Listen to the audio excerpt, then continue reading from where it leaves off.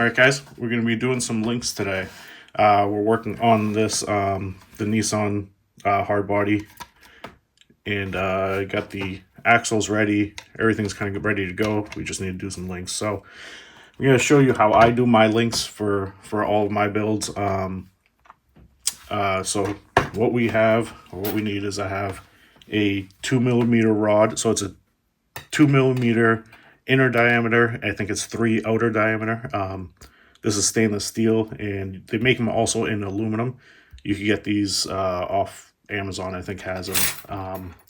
And then this is a 2mm threaded rod. So you can see it's threaded the whole way. So you use the 2mm for if you're doing the scx24 links, and also the Red Cat, the Ascent 18 also uses 2mm. If you're doing TRX4M, you'd need 2.5mm rod, threaded rod, and also, obviously the tube would have to be a 2.5mm inner diameter. But we're going to be doing the SCX24, so we're doing that. What also we'll need is, I have this cheap little tube bender thing, got off of Amazon. It was like $10 to help do the bends, calipers, and I'm using my Dremel with just a cutoff wheel to cut everything. And then also just a bunch of rod ends that I get from Injora. I like the Injora ones just because the ends actually fit a little bit tighter. I bought some cheap ones off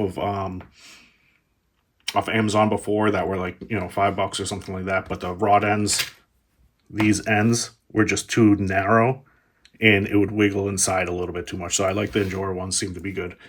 But we'll get started. So I'm going to do the front first. We're going to be setting it up for a C10 wheelbase on the front.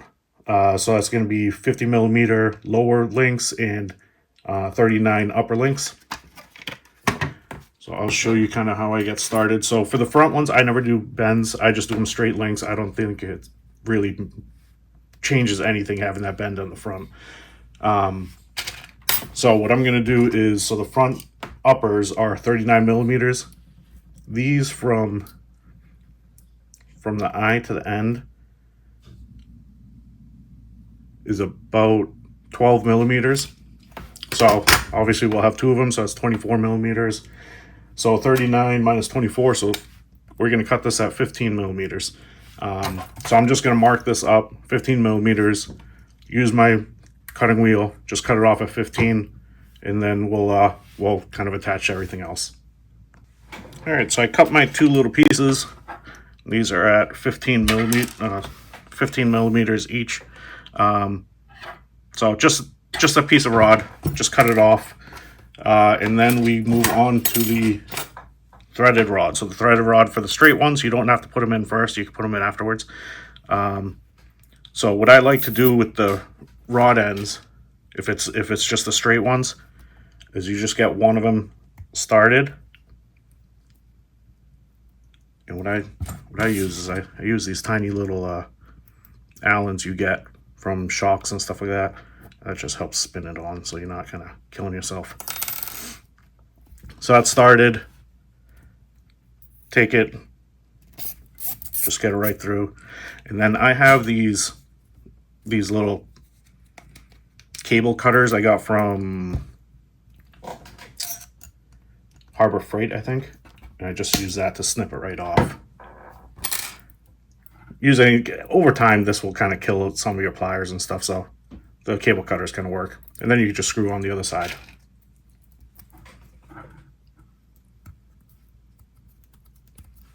I might have left that a little bit long, but we'll see.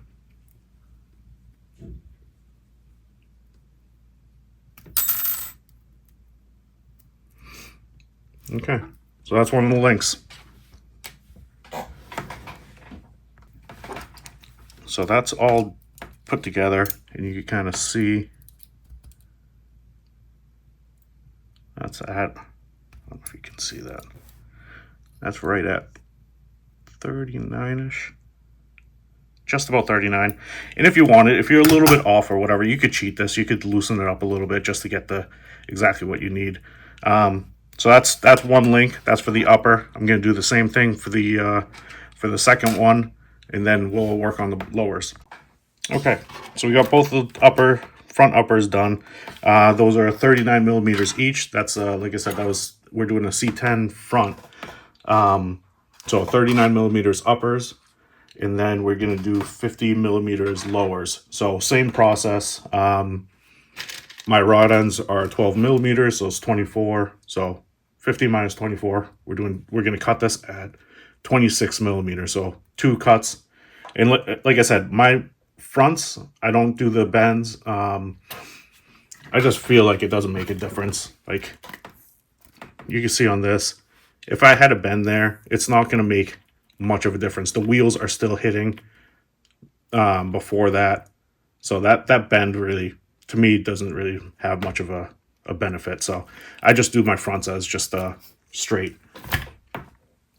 So I'm going to cut these at, what did I say, 26 millimeters, and then we'll put them together. Same process as these, so there's no reason to show it. I'll just have it done when it's all set. One thing I forgot to tell you guys, when I cut these rods, like I said, I'm just using my Dremel, so it's by hand. It's not going to be perfect. So I usually make a mark and then just cut it a tiny bit bigger. And then I'll go back with my file and just kind of get it down to the length I want. And then I'll put both rods, next to each other, make sure they're the same length and everything.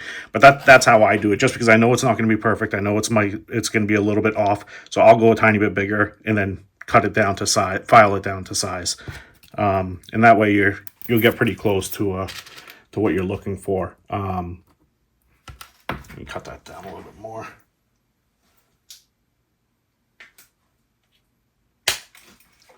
The main thing on the actual rod section of it, the threaded part, is if you leave that threaded too long, it'll push through and it'll kind of actually bend the rod end. So you just want to make sure it's not too long, long enough where you could cheat it, and if you want, like, you could put a spacer on there if you need to, but not too long where it's going to mess up the actual rod end, where it's going to turn it. And you'll notice it. You'll see it kind of bowing a little bit if it's pushing in too much.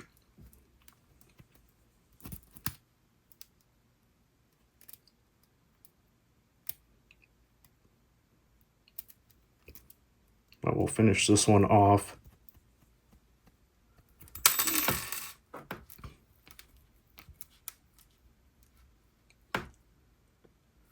And that's it. So those are the fronts there. That's lower, that's upper. We'll get that on. I'm gonna put these on these the muse axles, and I'm gonna set them up, and then we'll kind of figure out what we're gonna do for the rear, because I think the rear I'm gonna do custom link. It might end up being Gladiator, but we'll see. So I'm gonna set these up, and then we'll figure out the rear. Okay, so we got the front on. Those are the front lowers, uppers. I'm using my C1, the Nessie C1 chassis. So I'm mounting it directly to the chassis right there, the upper ones. But whatever chassis you're using, it'll mount up fine. But that's the front. So now I'll set this up and see kind of where I want the rear.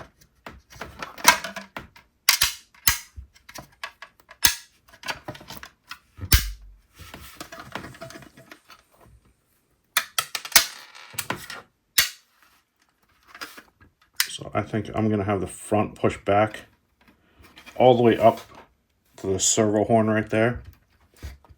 And I'll just ride height and all that stuff later, but that's actually pretty good right there. So then the back, I'm probably going to have it push back more, kind of like behind the wheel there, behind the wheel well. So it'll be pretty long. It might be longer than the Gladiator wheelbase. So for me, let's see if I can do this so you guys can see. It's probably going to be right around there. I think that's where I'm going to have it. So I'm going to measure that out to see what I'm gonna make it. So this is, well, that's pretty wide. That's pretty long. I'll go smaller than that. Let's bring you in a little bit. So that's about 86 millimeters for the lower ones. So just for reference, I guess, the Gladiator lowers are 78. So that's about 8 millimeters longer than the Gladiator. So this is going to be a longer wheelbase than Gladiator. I think that's similar to what this is.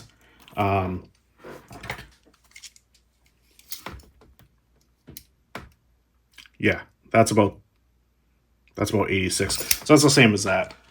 This one I actually used, I think a little bit shorter of a front, maybe the same. So it's slightly larger than Gladiator wheelbase. So 80, I'm going to do 86 rear lowers, and I can show you those first. But so we'll do the same measurement. We'll do the 24 millimeters off of it for these two. And then we'll have to cut the rod end. So we're at 62 millimeters we're going to go at. And then, so I'm going to do a single bend on this one, just because for the double bends, when you have these hard bodies, oh, there goes my magnets. The double bends, when you have the hard bodies, that first bend, it's going to hit the body anyway. So I never end up doing it for the hard bodies. If it was a comp cut, I would. But I'm just going to do a single bend on it. So we do have to add a little bit of length to this.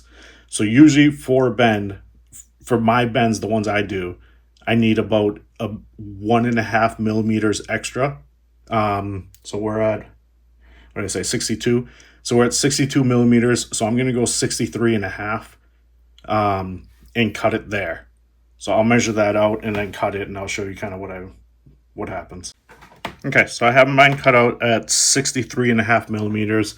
Again, I'm going for 86 minus the 24 for the rod end, so 62. And then I'm giving an inch, 1.5 millimeters for a little extra length for the bend.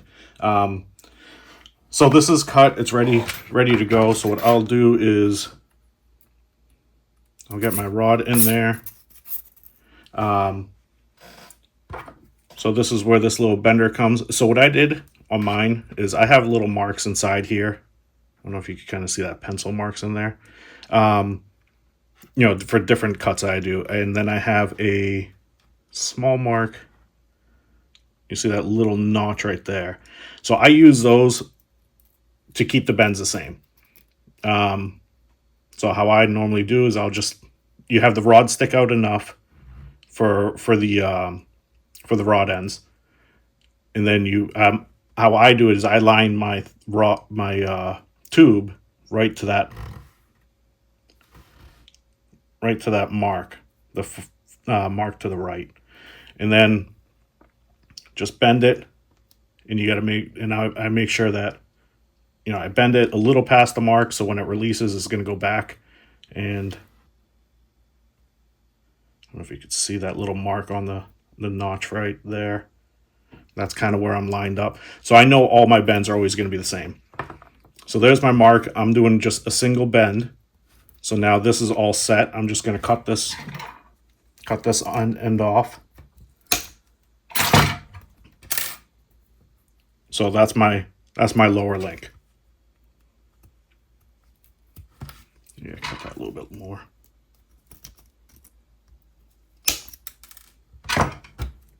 So we'll put this all together, and then we can measure it and see what it is.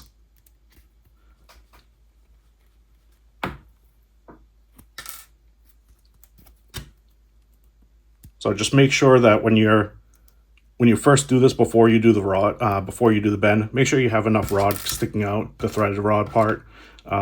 It will kind of retract a little bit when you do the bend, so just leave a little extra, even if you want to leave it pretty long and then you cut it after. You just don't want to waste too much of it. Okay, so that's that. So we'll measure that off. Like I said, I was looking for 86. And this from eye to eye is pretty much exactly 86. Maybe, yeah. Yeah, just about exactly 86. So,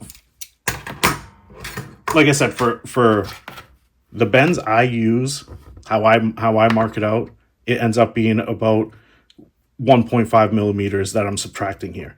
So if I'm doing a double bend, which I'll show you how it looks. I'll make an extra one. When I do a double bend, obviously then I'll have to do 1.5 times 2. So I'll have 3 millimeters extra of rod. In that way, it'll, when it shrinks back, it'll be what I want. Let me make I'll cut out another one. Probably just regular Gladiator wheelbase. So that would be 78. I'll do one at 78 millimeters and I'll do a double bend and you can kind of see what I mean. Okay, so I just cut this one for the Gladiator rear lower Gladiator wheelbase. So it's a 78 millimeter long. So minus the 24 for these, we're down to 54. And then I added 3 millimeters for the bends. So this is at 57 now. So we'll get our rod in here. We'll do the first bend. Line that up. So that's our first bend. And then I'm going to cut this. And I'm going to cut it a little bit long just because it's going to go back. And then do the exact same thing on the other side. That's why I like having these marks. So you have everything kind of exactly the same. And then you just want to make sure when you're doing the double bend that that bend is facing, directly up so you don't have anything crooked. Now we'll do that bend. And then I could cut off the extra there.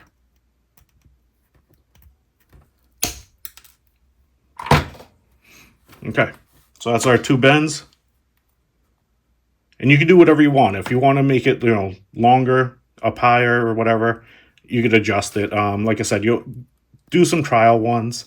You could figure out how much your bend kind of takes off of the length. And you can see what you need to, how much extra you need to add on to when you're actually cutting down your tube. I like to keep mine the same just so that I always know whenever I do it how much I'm adding on. I'm not guessing and wasting too much material. If you are going to do it, I would recommend doing the aluminum tube at first. It's a little bit cheaper, easier to work with, much easier to cut. And that way you can kind of figure out your baseline of, okay, if I'm bending it here, this is how much I have to add to it. And it's not as hard to work with like the stainless. Okay, so those are in. So we want this at 78. See if I can get you in there. Okay, so I actually had to probably add a little bit more. So I'm just shy of what I wanted. So I'm at about 77 and a half. And then a little bit off, I could cheat these a little bit. Back them off a tiny bit. Might have needed a little bit more than that, but yeah, that's pretty much it. That's just about at 78 now. So that's all. Like I said, the measurements I have is off of my bending. So you'll have to figure out what yours is. And that way you know how much you're going to subtract. But really simple to do these bends. To build the links. And then you can kind of customize and do whatever you want. So I'm going to do another one of these rear ones, set them up, and then we'll figure out the length of the upper link. All right, guys, we got the rear lowers done. So those are on. You can see the wheelbases. This is going to be a long boy. But so the reason I do the bottoms first, I forgot to mention that, is the lower, if you're doing completely custom links, the lower ones kind of set the wheelbase. The upper ones just more adjust the drive shaft angle, but the wheelbase stays the same. So if you're going to do like a completely custom length and everything, do the lower ones first, so that's set. And then you could adjust the drive shaft angles with the upper ones. If you're doing just, you know, the generic sizes of, you know, either Gladiator, Deadbolt, C10, whatever, then you could do kind of however you want because they already have the set measurements. But if you're doing your own, do the bottoms first, the lowers first, and that way you have your wheelbase set before you mess with the uppers. In my case, the uppers, I have complete adjustabilities. I have enough shock positions here. Link positions here. And then I have the adjustable link riser in the back anyways. So I can kind of do whatever I want and then adjust it. So I'm just going to kind of set this up somewhat where I want it. And then, you know, if I go like towards the middle here, I'm at like 72 millimeters. So if I do it at 72, that gives me enough room. I could adjust this back, forwards, kind of however I want. I have plenty of space to do everything. So I'm just going to do, and those are going to be straight. You can, if you want, I've seen people do a bend on the rear ones just to give extra clearance. So if you have really high clearance lower links, the uppers you might have to bend too. Just so that when it compresses, it gives a little bit more room. Sometimes if you're just going straight across, it's going to end up hitting. Let me see if I can kind of show you what I mean. So if this is, you know, attached down here, and you have a huge bend, that's possible that it could hit on full compression. So just keep that in mind when you're doing them. Just make sure you have their space. But mine's not a ridiculous bend, so I don't have to worry about that. So I'm gonna go, what did I say, 72? Yeah.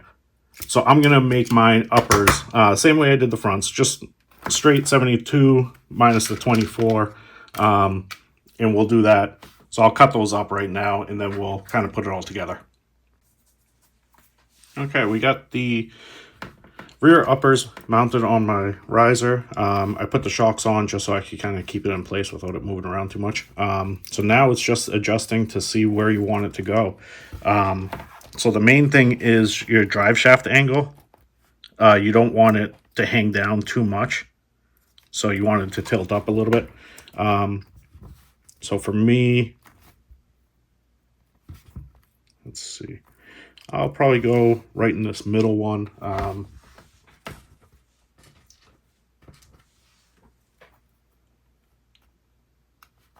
Right there. That's probably where I'll have it. And that keeps the drive shaft up a little bit, keeps it clear. And that should work. And then if I ever have to make adjustments, it's not hard enough to move everything around a little bit to make some tweaks. But I'll mount that up right there, and then we'll see the end result. I just want to show you putting on these links when you do it right on the chassis. They don't make, or at least I haven't found any of these 1.4 nuts that have nylon washers on them built into them. So when you're doing them, just slide it on. So keep my hands out of the way. Put a little Loctite on. That's actually a lot of Loctite, but put some Loctite on it. Let's see if we can hold that in place. And then I always end up using little tweezers to hold that nut on. And that way I can tighten it in place. If you don't Loctite it, these things are just going to back out over time. So just make sure you put your Loctite on it. Like I said, I haven't found any 1.4 nuts that have the nylon washers built into them. So that's how I always end up doing it. But I just had to prop that up so you can see it a little bit. So that's it. Those are the links. And you can see that bend in the back. So it's nice for the clearance. And now that that's all set, now I can finally I can set the body and figure out where I want it and glue the magnets. And you can see that kind of sits right at the edge. So I'm going to push this back. Like I said, I'm going to push it back as far as possible, which I think that's about it. And then with these wheels, I'm still not sure if I'm keeping them or not. But if I was going to use these wheels, obviously I'd have to cut some more right there. You can see that's just on the body. Either that or I'd raise the body up a little bit. But you can see the clearance, even with the rear double bend, the body's going to hit the ground before the links do. So on these, it might not even be necessary to do. Actually, well, when it hangs down, it is. You can see the difference. That's it. That's it for the links. And now I'll kind of mess with the rest of the body and figure it out. And then we could get to painting this body and having this one done. But that's it for the links. That's how I do these. The other thing is I forgot about when you're doing these links, you could actually do the servo link now. You could do this link and these ones. So if you ever want to change anything, for any reason, like I do it on the Tiny Train axles. I don't like their servo link that they supplied. It just mounts right here. It's so close. I feel like it flips a lot. So those I change out to regular links instead. I did that with those pink ones. The same with these ones. Just do that rod instead. I felt like when it was on this little thing, if you did a full lock, it kind of like jam up or wasn't as tight as I wanted it to be. So being able to do your own links, now you can do your own servo arms too and everything. But that's it. That's let's see if I can measure this one out and see what the wheelbase is. Give me a second to find my bigger calipers.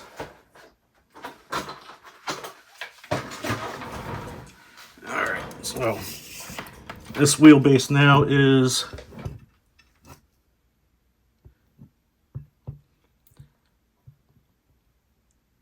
it's about exactly 160. So just a little bit longer than Gladiator wheelbase. So that's it, guys. If you have any questions, anything I missed, let me know. If you have any questions about it, let me know. And maybe we'll do another video on this body when this is all set, or at least just a run through. That's it, guys. That's how I do my links. Like I said, it might not be how everybody does it, but that's how I found to be the easiest for me. If you have any other questions, just let me know. Put them in the comments. I'll try to link all the materials I use, the rod ends, the threaded ends. The rod ends, like I said, I use the Endura ones. I order directly from Endura, which takes forever. But I know I think Little Guy sells them. They're always out of stock, but I think Little Guy Racing Parts sell the Endura ones. Mofo RC has them on their site. They hold nice. They're nice and tight. I think this one has the ones I got from Amazon. Yeah, you can see how that one's just looser in there. They don't hold as tight as the Endura ones. They just have a little bit more play. That's the only reason I don't like them. It's not going to affect anything. Not a big deal. If you're in a pinch, those work. But if you have the time to wait for these are nice. These are much tighter than the other ones. So those are the ones I use. All right, guys. We'll see you next time.